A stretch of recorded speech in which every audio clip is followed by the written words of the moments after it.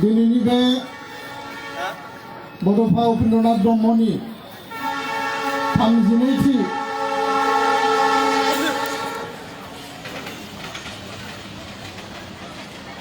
थैनाय सान एबा रुंसारि सान बेजों लोब्बा लाखिनानै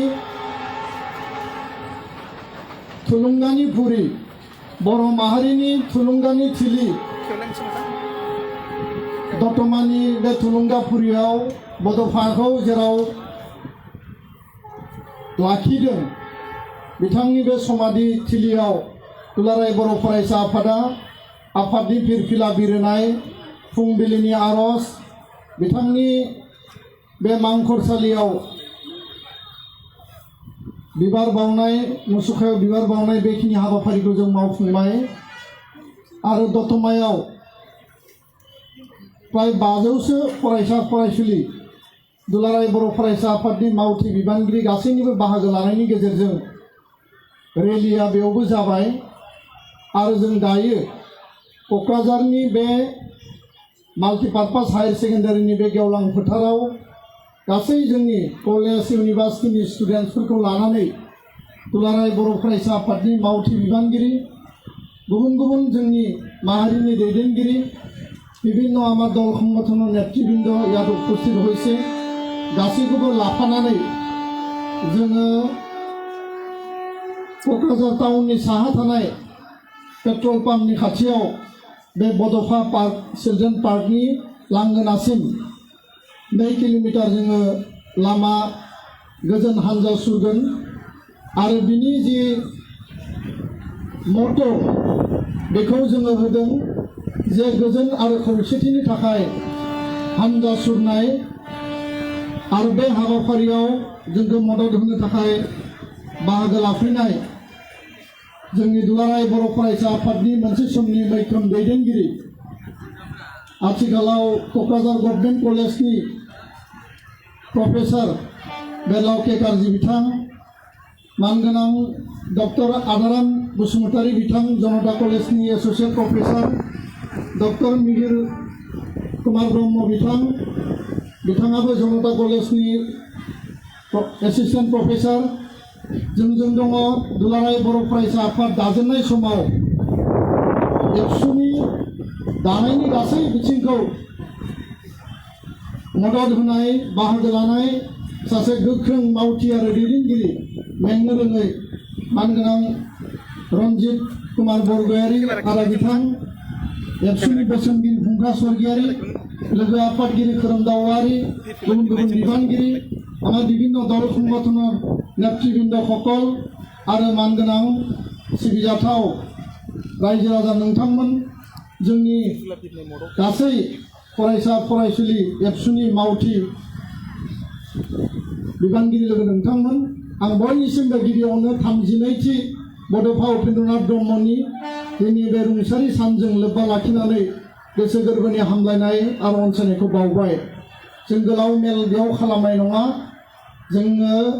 हान्जा सुरगोन दा जों मानि थाखाय बे हाबाफारिखौ लादों बिनि सायाव सुंथाबै जोंनि गुबै उद्देश्यखौ आङो बुंनानै होनो नागिरदों जों बयबो मिथिबाय 1990 मायथाइनि दिनैनि बे 1 मे सानावनो जोंनि मेगनाव मोदै गोसोआव सानथ्र'हायै दुखु आरो गासै बर' माहारिनि गेजेराव मोनसे गोसोम जोमैया जोंखौ साग्लोबसारदोंमोन आरो बेनो जाबाय अबथिरायै दुलाराय बर' फरायसा आफादनि आफादगिरिनि बिबानखौ लानानै हाबा मावबाय थानाय समाव आरो आलादा रायजो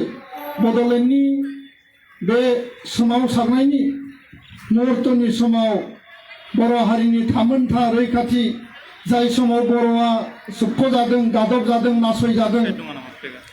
बर'आ इभेन जोंनि फरायसा फरायसुलिफ्रा स्कलारशिप मोननायनिफ्राय बन्सित जादोंनो साख्रि बाख्रि मोननायनिफ्राय बन्सित जानांदों मेडिकेल कलेजाव इंजीनियारिंग कलेजाव यूनिवर्सिटियाव कलेजाव एडमिशन मोननायनिफ्राय बन्सित जानांदों जेरावनो थाङो जोङो दख'ना गामसा आर'नाइ लायोबा जों मुगै जायोमोन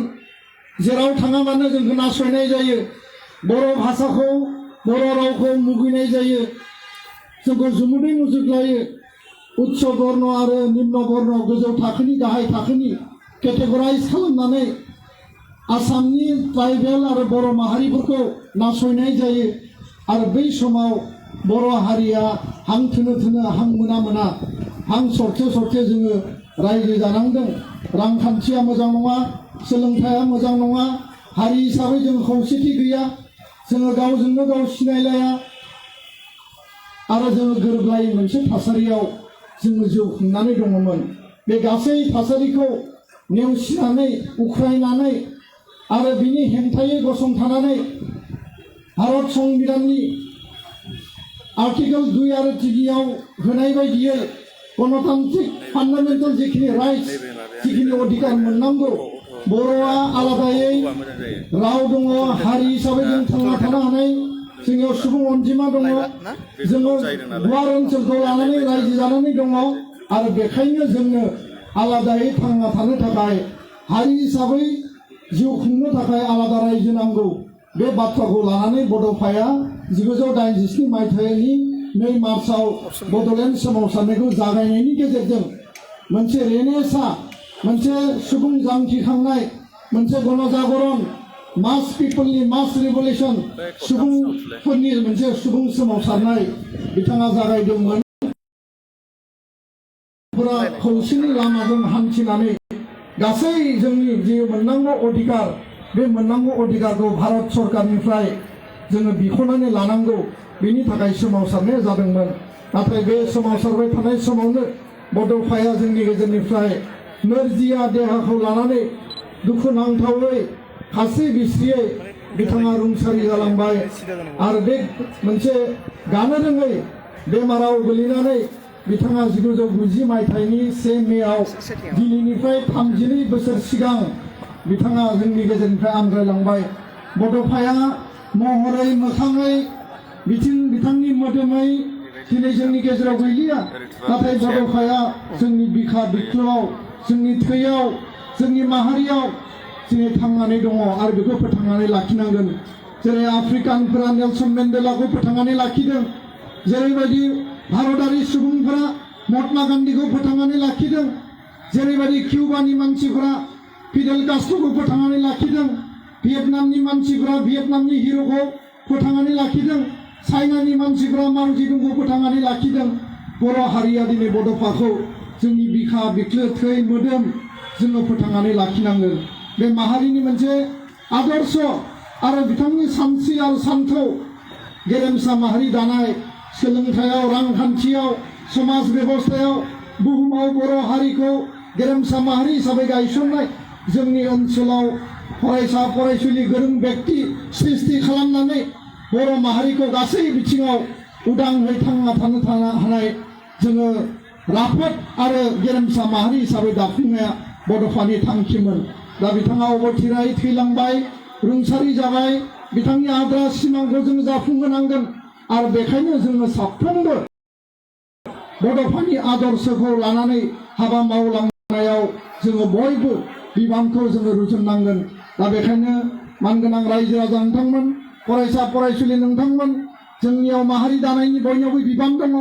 जोङो गावबा गावनि केरियार गावबा गावनि फरायनाय गुन गोनां सोलोंथाइ लानाय न'खर दानाय न'खरखौ जोथोन लानाय बे हाबाफारिखौथ' जों मावखानांगोन बिनि अनगायैबो माहारिनि फारसे अननाय माहारिनि फारसे गोसोखांनाय माहारिनि सिबिनाय बे गासैबो बिथिंखौ जोङो मावलांनांगोन दा बेखायनो आङो साफ्रोमबो दिनै बाहागो लाफैनाय जोंनि कलेज आरो इउनिभार्सिटियाव फरायनाय जोंनि फंबाय बिनानाव फरायसा फरायसुलि बर' लाइमोन नोंथांमोनखौ आं खावलायबाय बड'फानि जि आदर्श गोजोननि गेजेरजों समाज दानाय शान्तिनि गेजेरजों समाजखौ जौगाहोनाय आरो खौसेथिनि गेजेरजों थांना थानाय बे हाबाफारिखौ जों मावलांनांगोन दा दिनै बड'फाया जि बाथ्राखौ जोंनो बुंनानै गालांबाय माहारि दानायनि बाथ्रा आरो बिथाङा सान्थौ सानस्रिनि बाथ्रा बिथाङा फंसे बाथ्राखौ थैनोसै समनि सिगाङाव बुंदों जे आं थैनायाव बा आं थैनोसै समाव आंहा जेबो दुखु गैया आङो जेबो दुखु जायाखै नाथाय आं थैनायजों लोगोसे आंनि सान्थौ सानस्रि बर' माहारिखौ गेरेमसा माहारि दानायनि जि सान्थौ सानस्रि बे जुदि थैलाङोब्ला आंहा गोसोआव दुखु थागोन। बड'फानि थाखायनो दिनैनि बर' माहारिनि दिनै बास्तब परिबेश आरो दिनै बर' माहारिया उदाङै हारि हिसाबै थांनानै दङ होनना बुङोब्ला बे बड'फानि थाखायनो दिनै थेलेबलेबैब्लाबो जों आलादा रायजोआव उदाङै जों आबुङै मोनफुङाखै। नाथाय जोङो BSc दानाय, BTC दानाय, BTR सृष्टि खालामनाय बे गासैबोनि आन्दोआव बड'फानि सोमावसारनायनि गेजेरजोंनो जोङो दिनै मोनफैदों। नंगौ जे बे सोमावसारनायाव गुबुन गुबुन आफाद, माहारियारि आफाद, हाथियार लाग्रा आफादफ्राबो बाहागो लादों। नाथाय बड'फायानो बिनि जागायजेननायखौ जुरिजेनदोंमोन। दा बेखायनो आं गोलाव बाथ्रा बुङाबासिनो बड'फानि आद्रा सिमांखौ जाफुंहोनांगौब्ला बर' माहारियाव जोङो गोजोन थासारि लाबोनांगोन। लेखा फरायनायनिफ्राय लानानै आबाद मावनायनिफ्राय लानानै समाज दानायखौ जोङो थिग खालामनांगोन। आरो दिनै जोंनि समाजाव दिनैबो बे आइननि हाथियार लानानै माने आइन बेरेखा हाथियार लानानै मानसि गावथारनाय, मानसि बुथारनाय, फोरोंगिरि बुथारनाय, सोरनिबा न'आव थांनानै फैसा थाखा धन लुथिनाय, जोंनि हारियाव दायना दायनि उन्दै बैसोआव हाबा जानाय, जोंनि हारियाव दाबो ड्राग्स जानाय, फेग्रा मुवा जौ जुवा गेलेनाय, जौ लोंनाय बे थासारिफोरखौ जों नुनो मोनो। बे थासारिफोरा जोंनि थाखाय मोजां नङा। आरो बड'फाया बेबायदि माहारि, समाज, गामि बेबायदि माने गेरेमसा माहारि दानो लुबैयाखै। जाय हारिया बेंग्रा जायो, जाय हारिया जौ जुवा ड्राग्सजों बेंगुरा जायो, जाय हारियाव हाथियारनि माने दादागिरिजों मानसि बुथारनाय जायो बे आइननि हाथियारजों, जाय माहारियाव थाखा फैसा धन सम्पति लुथिनाय जायो, बेबायदि गेरेमसा माहारि दानो बड'फाया बुंनानै गालाङाखै। बड'फाया सान्थिनि गेजेरजों गोरों समाज, नलेज बेस ससाइटि, मोजां समाज, साबना हामना समाज, समायना रमायना मोनसे हारि आरो जोंनि साफ्रोमबो लाइमोन सेंग्रा सिख्लाया मोजां सोलोंथाइ, गोजौ सोलोंथाइ, मोजाङै फरायनायनि सुबिदा मोननांगोन। साख्रि बाख्रि मोननायनि बेलायावनो होन बा जोङो गियान लानायनि, सोलोंथाइ लानायनि बेलायावनो होन आरो गासै बिथिंखौ लानानैसो बर' हारिखौ माने गियाननि गेजेरजों माहारिखौ दानायनि बाथ्राखौ बड'फाया बुंनानै गालांदों। दा बेखायनो आलादा रायजो बड'लेण्डनि बाथ्राखौ लानानै गेजेर गेजेर सोंलु सिखारो। बे बाथ्राखौबो दुलाराय बर' फरायसा आफादा जों स्पष्ट बुंदों। दिनै बिटिआर सुक्तिया 2 बोसोर जाबाय। सुक्तिनि दफाफोरखौ मावफुंगासिनो दङ आरो आद्रा थानाय दफाया मावफुंजागोन। बिटिआरनि सिमा बारायनायनि थाखाय दुलाराय बर' फरायसा आफाद, बिटिआर सरकार, आसाम सरकार, भारत सरकार खामानि मावगासिनो दङ। जोंनि सिमाया गुवार जायोबा, जोंनि सिमाया जुदि लावोब्ला जोङो उदाङै आबुङै बेयाव रायजो जानो हागोन। आरो जोंनि ओनसोलाव कलेज, इउनिभार्सिटि गोबां माने जोंनि माने नेशनेल लेभेलनि इनस्टिटिउट जों मोननो हादों। बे गायसननायनि हाबाफारियाबो लासै लासै दिनै जागासिनो दङ आरो बेखौ जानायनि लामायाव। दा बेखायनो बे सुक्ति मावफुंनायनि जिखिनि हाबाफारि जों बेखौ मोनसे समाव जों फोजोबहैनांगोन आरो शान्ति आरो गोजोन आरो खौसेथिनि गेजेरजों गणतान्त्रिक अहिंसा मोन्थोरनि गेजेरजों भारतनि संबिधानाव, कनस्टिटिउसनाव जायफोर अधिकार दङ, जिखौ जों मोनबावनांगौ, जि जोंनि आद्रा सिमां, आल्टिमेट सिमांसिम जोङो बास्तबाव जोङो थांनांगौ, बै सिमांसिम, बै लामासिम, बै माइल खुन्थियासिम सहैनायनि थाखाय दुलाराय बर' फरायसा आफादा मालाबाबो जिरायनानै थानाय नङा। जोङो हाबा मावलांगोन आरो बर' माहारिनि थांना थानायनि थाखाय बड'फानि आदर्शजों, सानथौ सानस्रिजों गेरेमसा माहारि दानो थाखाय संबिधानाव होनाय जायफोर अधिकार बेखौ मोनफुंनांगौनि थाखाय जोङो आवाज होलांगोन, खामानि मावलांगोन आरो प्रयजन जायोबा जों सोमावसारगोन। आरो बे बाथ्राखौबो गोसोआव लाखि जे दफाया, सुक्तिनि दफाफोरा सम मथे जुदि मावफुंजायाब्ला दुलाराय बर' फरायसा आफादा आन्दलन खालामनो थाखायबो जों जिरायनानै थानाय नङा। जिखुनु मुहुर्तआवनो सुक्तिनि दफाफोरा जुदि मावफुंजायाब्ला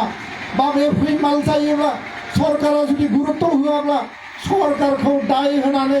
जों आन्दलन खालामनो थाखाय मालाबाबो जिरायनानै थानाय नङा। दा बेखायनो आं गोलाव बाथ्रा बुङाबासिनो दिनैनि बे रेलिनि गेजेरजों बर' माहारियाव गोजोन आरो खौसेथिनि गेजेरजों बे राजखान्थि हान्जायानो होन, जोंनि माहारिनि गुबुन गुबुन आफादफोरानो होन, माहारियाव थानाय गासै सुबुङानो होन आरो जोंनि ओनसोलाव रायजो जानाय गुबुन गुबुन हारि माहारिनि गेजेराव गोरोबलायनाय, अनलायनाय, শান্তি সম্প্ৰীতি, মিলা প্ৰীতিৰে আমি ইয়াত জীয়াই থাকিব লাগিব।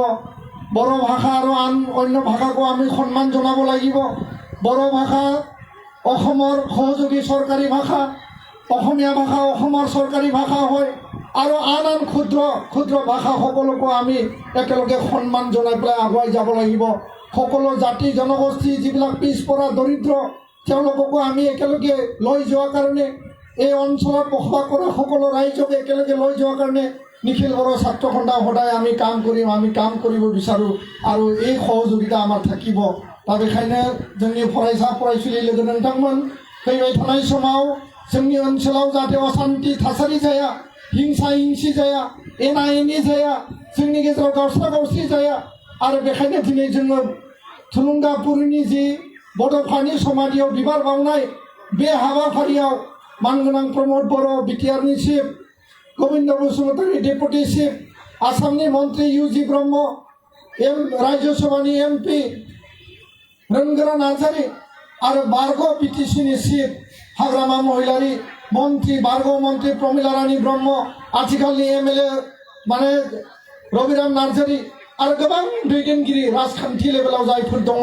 बिथांमोनखौबो जों बेयाव हांख्रायदों। माखासेया बाहागो लादों, माखासेया सम थासारिनि थाखाय किजानि बिथांमोना बाहागो लाफैनो हायाखै आरो जोंहा बेयाव दुखु मोननाय गैया। बड'फाया खौसेथिनि नेरसोन, खौसेथियै जोङो सोमावसारदोंमोन, खौसेयै जों थांना थानांगोन। माहारि दानायाव जों बयबो एखे आवाज होनांगोन, हारिनि खैफोदाव जों बयबो एखे आवाज होनांगोन, माहारिनि थामोनथा रैखाथिनि थाखाय बयबो जोङो एखे बाथ्रा बुंनांगोन। राजखान्थियाव मालाबा गावस्रा गावस्रि फैनो हायो, मालाबा एना एनि फैनो हायो, नाथाय हारिनि सार्थआव बयबो खौसे बाथ्रा बुंनांगोन, खौसे लामा लानांगोन, खौसे हाबा मावनांगोन। दा बेखायनो आङो खावलायबाय